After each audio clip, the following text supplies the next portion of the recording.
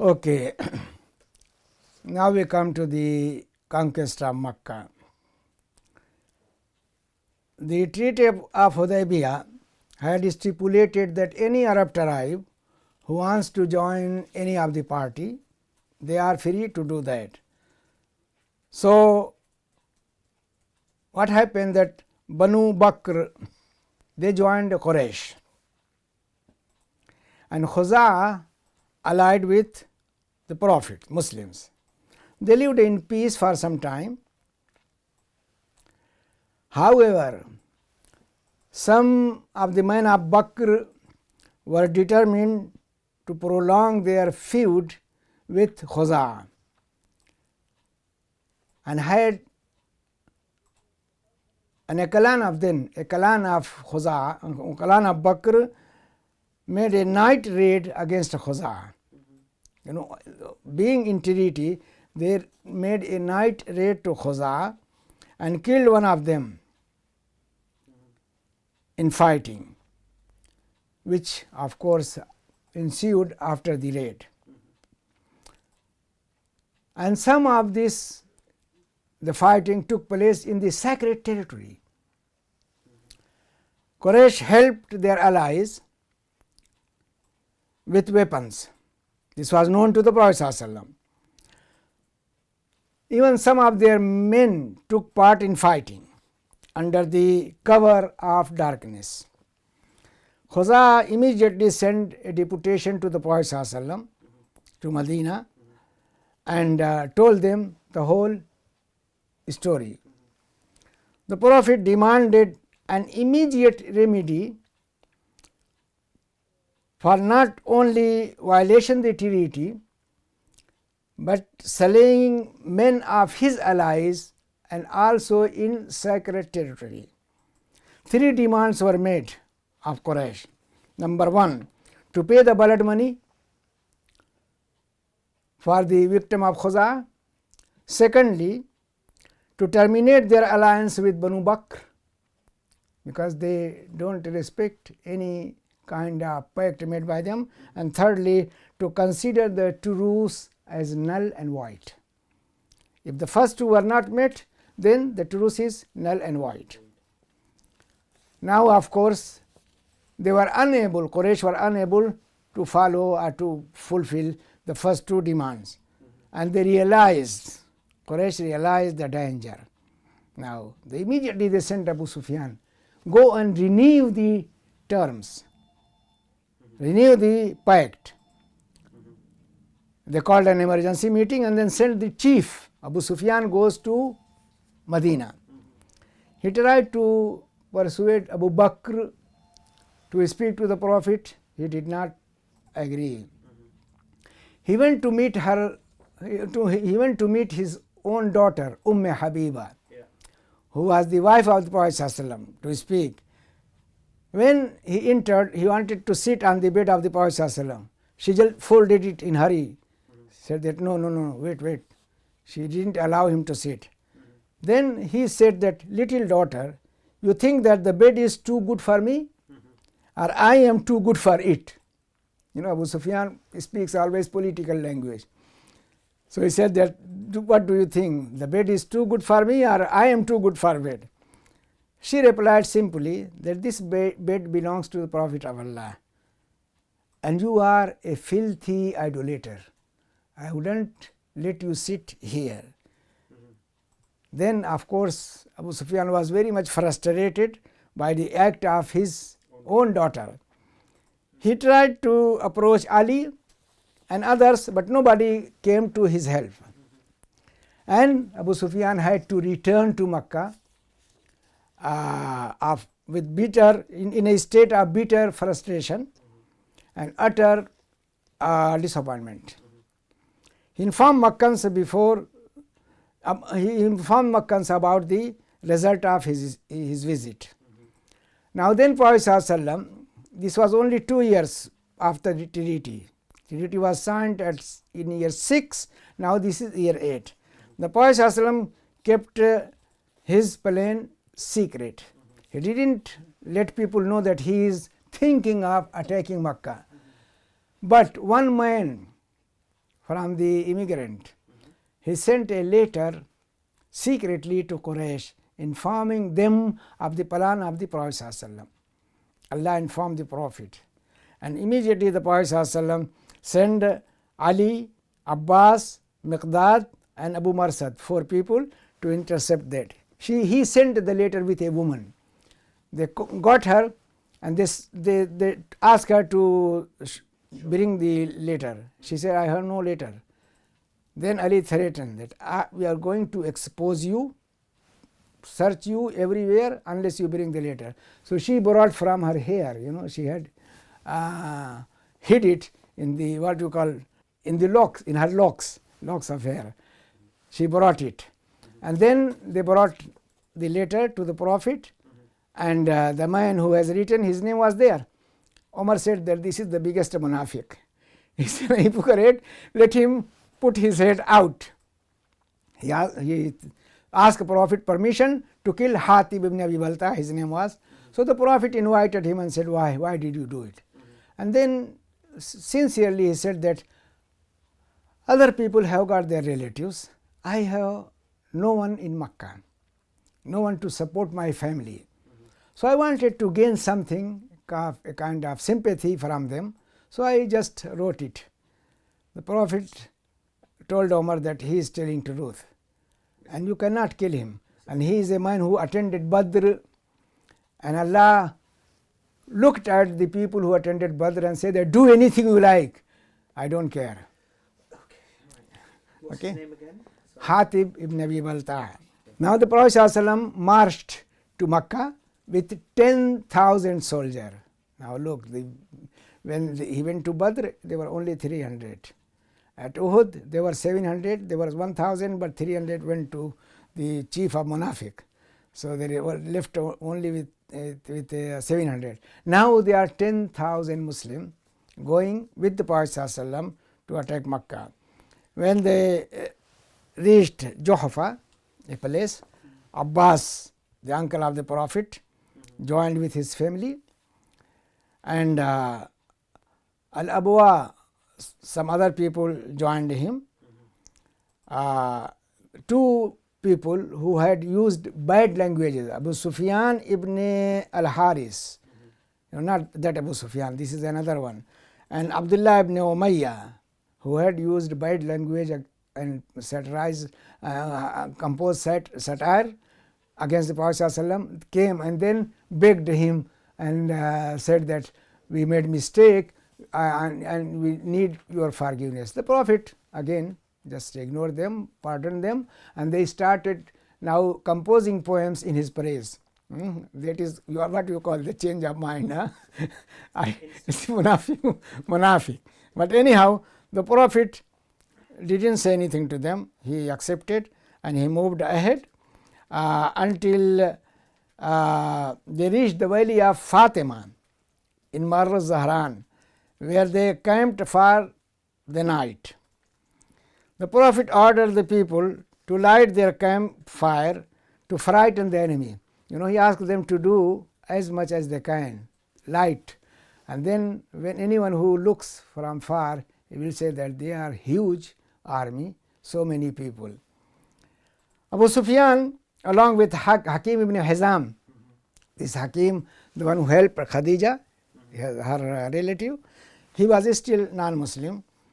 And Budail, the one who came to meet the Prophet, in the very first person to meet at the time of Hudaybiyah, they went to survey the army of Muslims. And the way they met Al-Abbas, and Abbas informed Abu Sufyan of the situation and advised him to accept Islam, and persuade his people, also ask Quraysh to surrender before Muhammad, because there is no way out of it. They are going to be killed, their heads will be struck off. So it is better for them to save their lives. Abu Sufyan was taken by Abbas to the Prophet. He is not a Muslim, but Abbas took him to the Prophet. And Muslims, when they saw Abu Sufyan, they felt very furious and burning with anger. The Prophet addressed Abu Sufyan and said that, woe to you, tabban laka, woe to you, is in time for you to bear witness to the witness of Allah and prophethood of Muhammad. They began to implore him by his generosity and kindness for pardon and forgiveness. They professed the new faith wholeheartedly. They became Muslim. On the request of Abbas, the Prophet ﷺ, in the context of general amnesty, he granted some favor to Abu Sufyan, who has a liking for the boasting and showing that his status is above other people. So when amnesty was given to Meccans, he said that whoever enters the house of Abu Sufyan, he is safe, and whoever closes his door, his house, he also is safe, and whoever goes to Haram, to the sacred mosque, will be saved.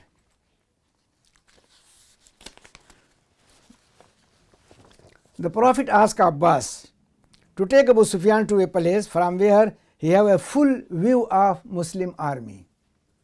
So, of course, he was taken, and the different tribes successfully passed with their banners flown up. The last cordon was the Prophet's own, consisting entirely of immigrants and helpers. They were fully armed and armored, only eyes being visible. Abu Sufyan in his wonder asked who these people were. Abbas answered that they were Muhammad and his companion. Just look. Abu Sufyan said that no army, however powerful, could resist these people, and said to Abbas, I swear by Allah that the sovereignty of your nephew, your brother's son, has become too powerful to withstand. Abu Sufyan surrendered at that very time. Abbas urged Abu Sufyan to rush to Mecca and ask Quraysh, give them warning against any aggressive behavior towards Muslims. There in Mecca, he shouted at the top of his sound, Abu Sufyan, O men of Quraysh, Muhammad is here with a force you cannot resist. He has granted me, though, that whosoever, he granted me this promise that whosoever enters my house will be safe. His wife Hind, she came and pulled his beard, said that you kamine, she said something like that. He angrily seized her husband's, he says mustache, no, it's a mustache, beard, and cursed him and abused his cowardly attitude. And Hind was very furious. She, of course, abused Abu Sufyan for surrendering to Muhammad. The people in the city mocked, again the people also in the city mocked Abu Sufyan and dispersed in different directions, some to their houses, others in the holy sanctuary of Masjid Haram, while some undisciplined and uncontrolled people, wicked person led by Ikramah bin Abi Jahl and Safwan ibn Umayyah and Suhail ibn Amr, they encamped in Mecca. They wanted to fight. A stupid one, huh? They encamped themselves in the place called Khandama with murderous intent in their mind. They had gathered a force of Quraysh together with some of their allies of Bakr, the one who was the cause of breach of the treaty. Some allies of Bakr and Huzail, they were also with them. They were determined to fight, and when they saw Khalid's troop, I mean Khalid, now a Muslim, coming with his troop, making for the lower entrance of the city. They came down and attacked them, but 30 of them were killed, with loss of only 2 lives on the part of Muslims. Ikramah and Safwan escaped on horseback to the coast, and Suhail went to his house and hid inside. The Prophet, in the company of the immigrants and helpers, proceeded toward the Kaaba, the sacred house, the symbol of oneness and majesty of Allah subhanahu wa ta'ala. He turned toward the idol which surrounded in wide circle in Kaaba. 360 idols were there. Between these and the house, he wrote, repeating the verse of the Quran, "Qul ja'a al-haqqu wa zahaqa al-batil, inna al-batila kana zahuqa." The truth has come and the false had vanished. Surely the false is ever bound to vanish. He just repeated, and pointing to the idols one by one with his staff, he knocked it down to their faces on the ground. Having completed the circle, he dismounted and parade at the station of Ibrahim, at Maqam Ibrahim, he parade. Then he called for Usman ibn Talha, the key holder of Kaaba, from whom he took the key and then opened the Kaaba, and Prophet later on handed the key to him. And there where some people contested, some Muslims wanted to keep the key in their own possession. Allah said, no, this is amana for this tribe, for this man, you have to return it to him.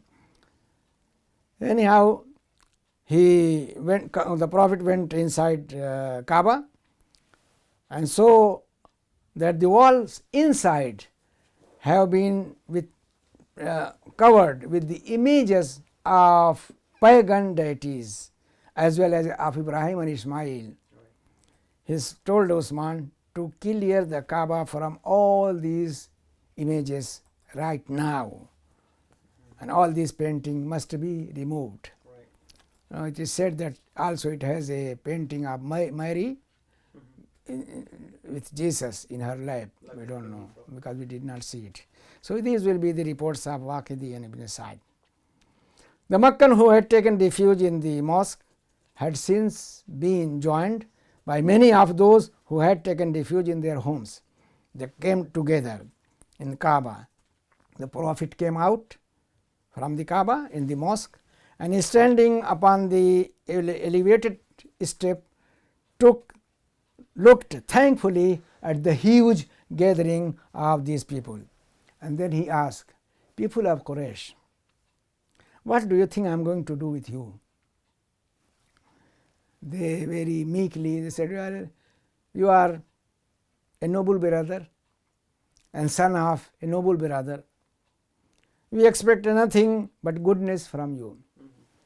The Prophet said that I say to you as my brother Yusuf said to his brother, La tasriba alaykum al-yawm.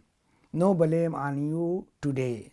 Go, you are free. So that is why they izhabu fantum at-tulaqa. So they are known as tulaqa, the freed people. You know, in Nigeria they called Muslim talakawa.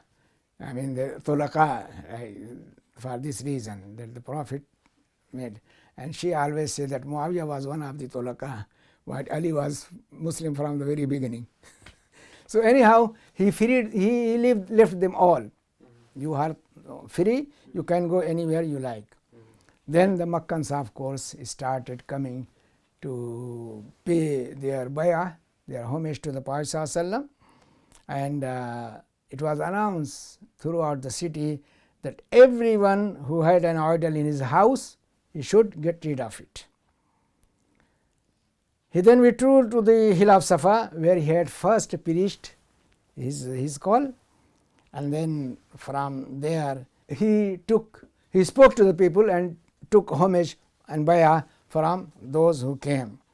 Among the women was Hind, It is said that she came covering her face with veil, because she was scared that before becoming Muslim, if she was recognized, the Prophet may kill her. Well, he was not going to kill a woman, but anyhow she came and paid bayah, did bayah to the Prophet ﷺ and became Muslim, and then introduced herself, I am Hind, and said that it was your tent was the most hateful tent to me, but now your tent is the most beloved to me. I mean, she is making Instant switch. Mathematics. switch of mind. Say.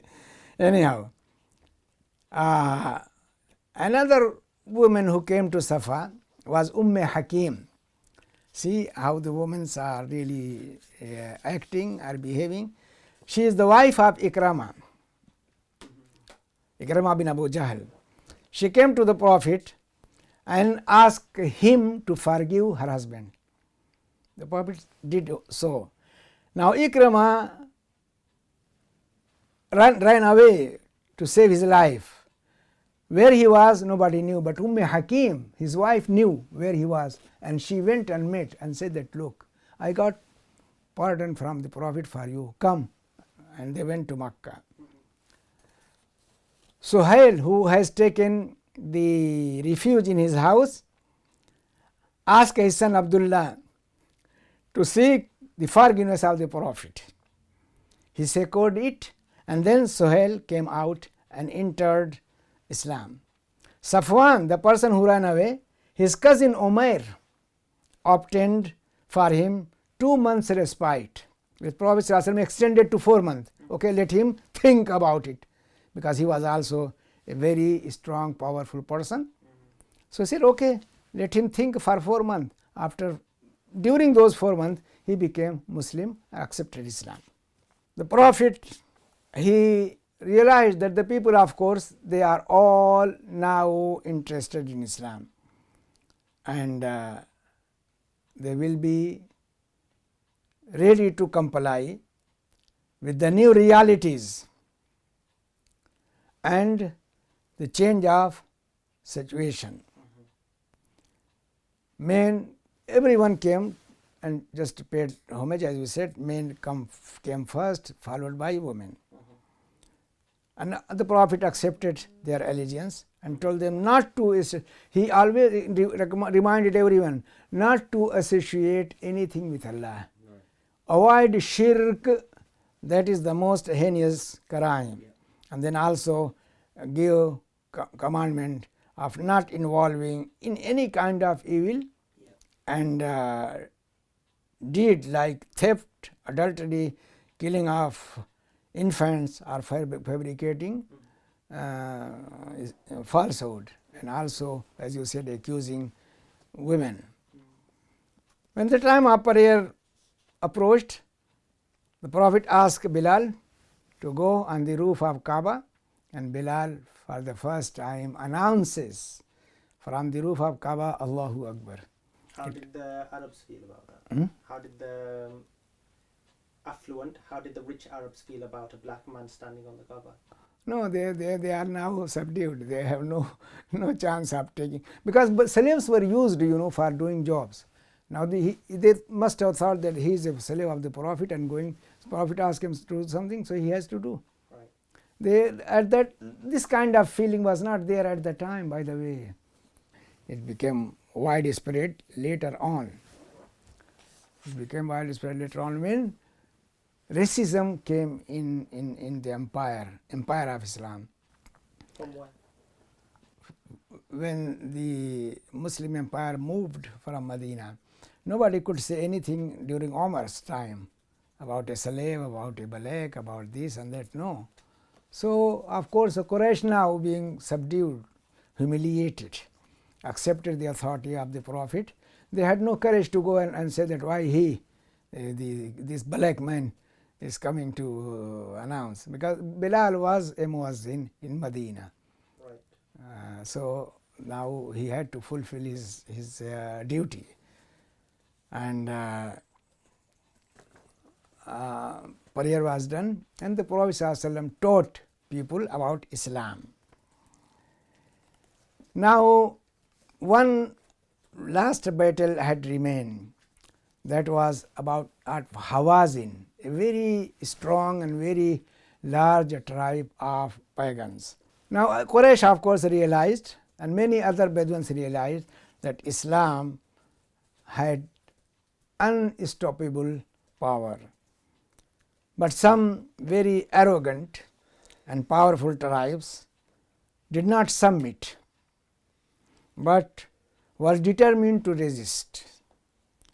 One of them was Hawazin, the tribe of Hawazin, who had assembled army of 20,000 men in valley of Autas, that is outside Medina, to the north of Taif. Remember, this tribe also lived in Taif. The tribe of Nasr, Jasham, Saad ibn Bakr, they all were with them. They chose Malik ibn Auf al-Nasri. He is also like Khalid ibn al-Walid, very powerful and very tactful man. They chose him as leader. Malik decided to march against the Muslim army. Against the advice of older people, he asked people to take their women and family also with them. The old people said no, but he didn't listen to them and bring them and put them at the rear of army. Malik sent spies to bring him information about the army, about its movement from Mecca. They returned almost speechless.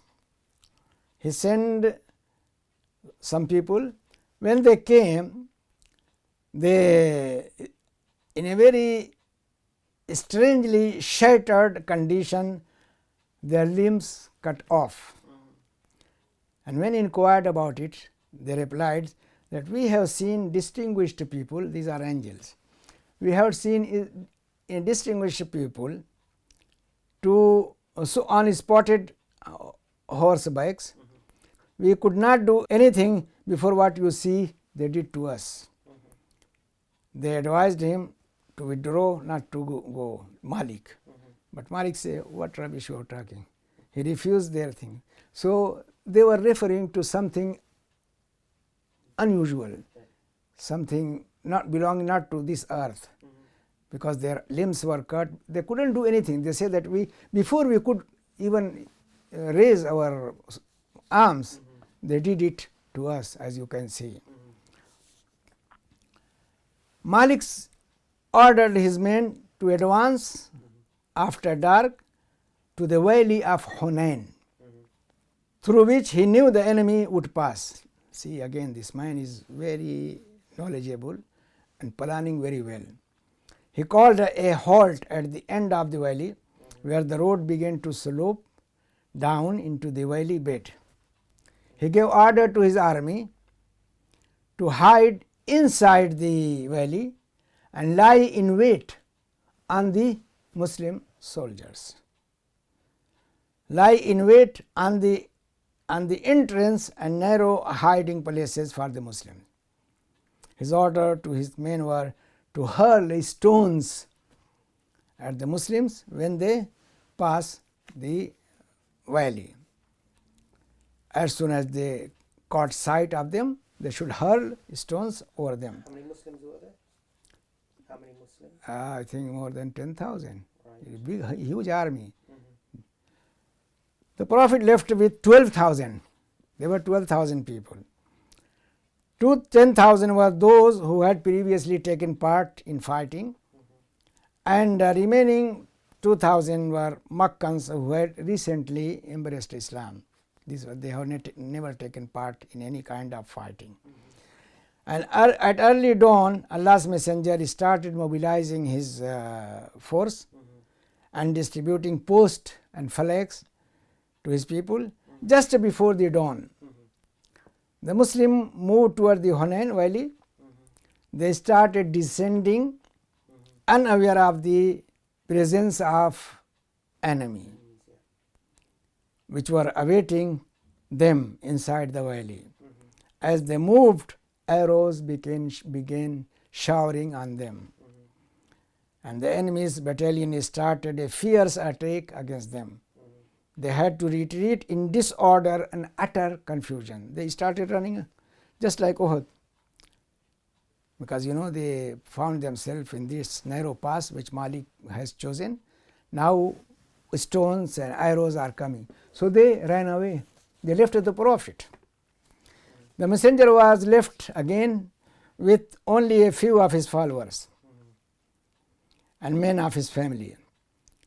He turned to the right and said, "Come on, people, I am the messenger of Allah. I am Muhammad." Men of his family? Which men of his family? Men of his family you mentioned. I mean, yeah, Abbas was there and some others. Okay. But his words were drowned in this noise and running to these people. And by the din of the battle, it did not reach to the people. He turned to Abbas, the uncle, because he was known to have a very loud sound. He asked him to call those people. So Abbas said, "Oh, the immigrants, the helpers, oh, companions of the Prophet, companions of the tree," he said, "Oh, companions of the tree," the people who took bayah under the tree, "Oh, companions of acacia." So the people, when he was very powerful sound came from Abbas, they turned and they started saying labbaik. They responded to the call of Abdullah of Abbas, and soon had with him, the Prophet soon had with him 100 men, and spreading out across the defile, they momentarily checked the onslaught of enemy. They just spread and then they were able to check it. The Prophet prayed, "O Allah, send down your help. Allahumma ansurna." He picking a handful of pebbles, he flung them in the face of the enemy, as he had done at Badr, saying, "May your face be shameful. Shahatil wujuh. May your face be shameful." The tide of the battle suddenly changed, and the enemy began to retreat in utter confusion. The enemy was defeated. About 70 men of Saqif were killed, and the Muslim took all of their camels, weapons and cattle. The spoil was tremendous. Malik fought with great bravery, just like Khalid. Remember always Khalid, Malik fought, but finally retreated with the men of Saqif to their walled city of Taif. The men of Hawazin, the main army of Hawazin, these were the tribes under the umbrella of Hawazin. So the main part of Hawazin pursued with much slaughter. They were pursued with much slaughter until Nakhla, a place. From there they returned to their camp at Autas, but the Prophet sent a force to dislodge them, and they took to the hills. The Hawazin women and children who had been behind the lines of army all made captive.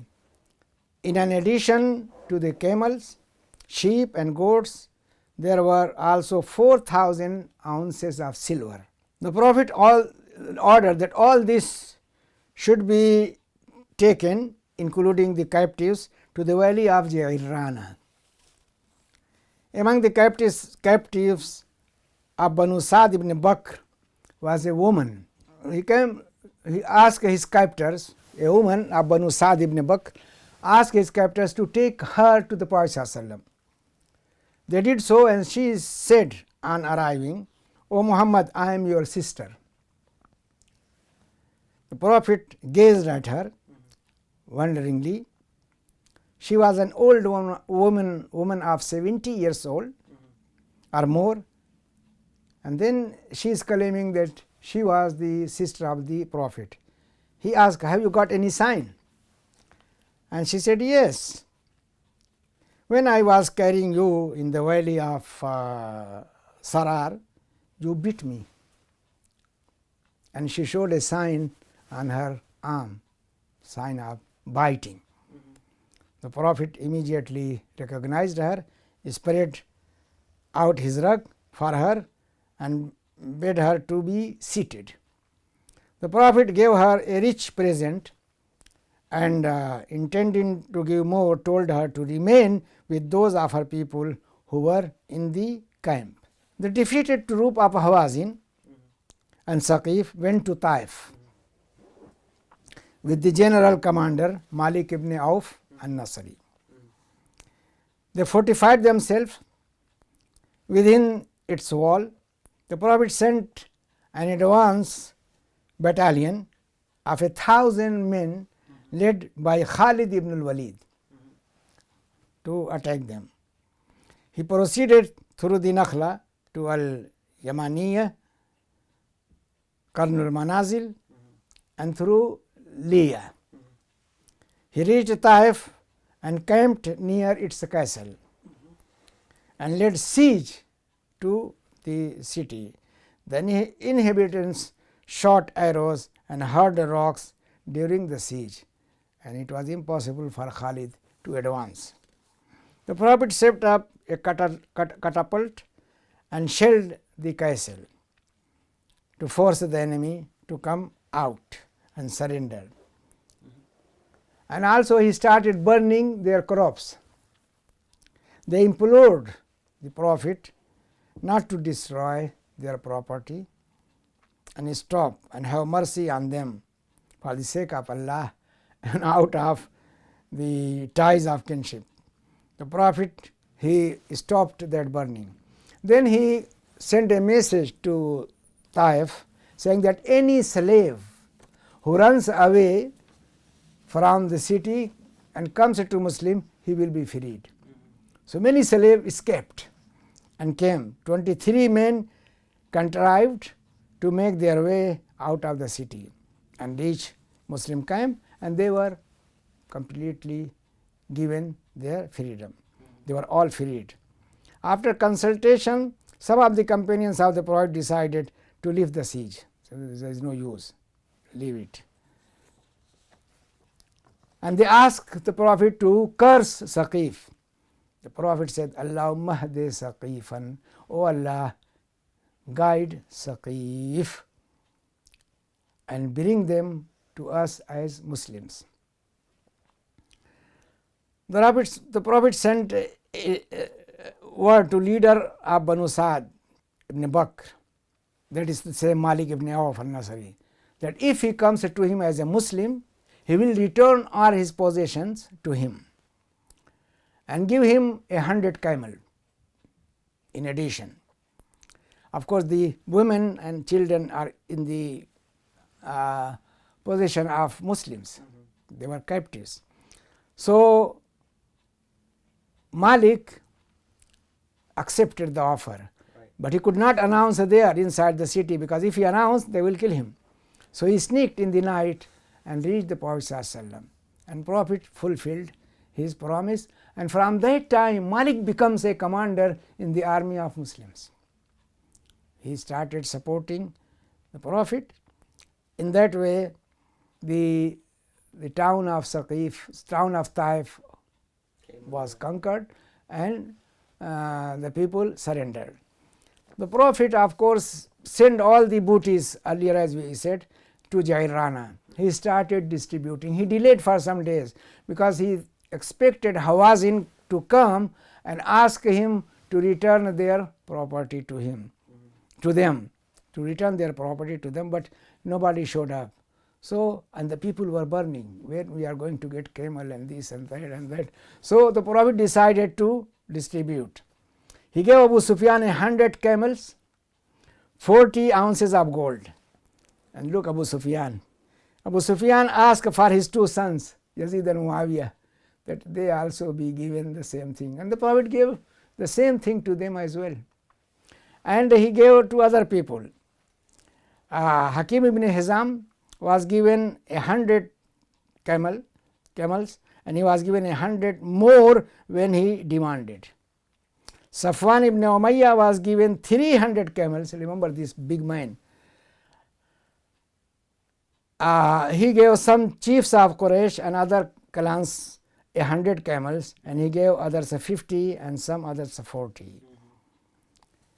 He intended to remove the sense of bitterment or frustration as a principle of winning the hearts of the people. This is what he was intention. So he gave Makkans much more than he gave anything to helpers. And the helpers, of course, they started talking, saying that when there was time for war, he relied on us. But when the time came for distribution of the booty, he cares about his family. You know, there was rumor going around. Sa'd ibn Ubadah, he went to the Prophet and told him what was in their minds, what the people were thinking. He asked Asad to bring the helpers in one place. He would like to address them. Yeah. Some immigrants also came with Saad's permission. Saad did not bother, they came. The Prophet went to them, and having given praise and thank to Allah, he addressed them, men of helpers, Ya Ma'shar al-Ansar. Word has come to me that you are deeply moved against me in your souls. Did I not find you erring, and Allah guided you? He is talking to Ansar, that when I came you were in error, and Allah guided you. Poor, and Allah enriched you through me. You were enemies of one another. Allah reconciled your hearts. Yes, indeed, they answered. Allah as His messenger are most bountiful and most gracious. He said, no, if you wanted, if you wished, you could have said truthfully that you came to us discredited and we credited you. You came as forsaken and we helped you, an outcast and we took care of you, destitute and we comforted you. O helpers, are you stirred in your souls about the things of this world with which I have sought to incline these people to the faith which you are already in it? That my intention was just to please these people and confirm them in their faith. Are you not well content, O helpers, that the people take with them their sheep, their camels, and you take with you the messenger of Allah? This sentence really worked in Ansar. That are you not pleased that other people take the worldly materials, camels, sheep, and other money, and you take Prophet of Allah with you? What did they do? And then he also, by him in whose hand is my soul, had there been no migration, I would have been a man of Ansar. And if the people go one way and the helpers go the other way, I will join the way of helpers. And he prayed, O Allah, have mercy on the helpers and on their sons and on their sons' sons. Allahumma aghfir al-ansar, Allahumma arham al-ansar wa abna'ahum wa abna'ahum. He spoke. When he spoke like that, after that, his helpers wept until their beards were wet, and their tears with their tears, until their beards were wet with their tears, and with one voice they said, we are well content with the messenger of Allah as our portion and our lot. We are very happy that we take you and we don't care about other thing. Now after that, the Hawazin delegation came, for whom the Prophet ﷺ was waiting. And then they ask that, well, our people, our property should be returned. He said that as far as my share is concerned and Seerah Banu Abdul Muttalib is concerned, they are for you. Upon hearing this, the emigrants and helpers, the one who had got any portion of that, they also surrender all those things to them. And they It was more than enough because the Prophet had very, very little. yeah, So the helpers and the immigrants, they compensated in a way, you'd say, or they just gave. yeah, I mean they also agreed to release their captives. Right. So the Prophet said that we don't know who is willing, who is not. So just you send your chiefs to convey your willingness to me, and they did, and then all this was settled. Finish. Finish? Yes.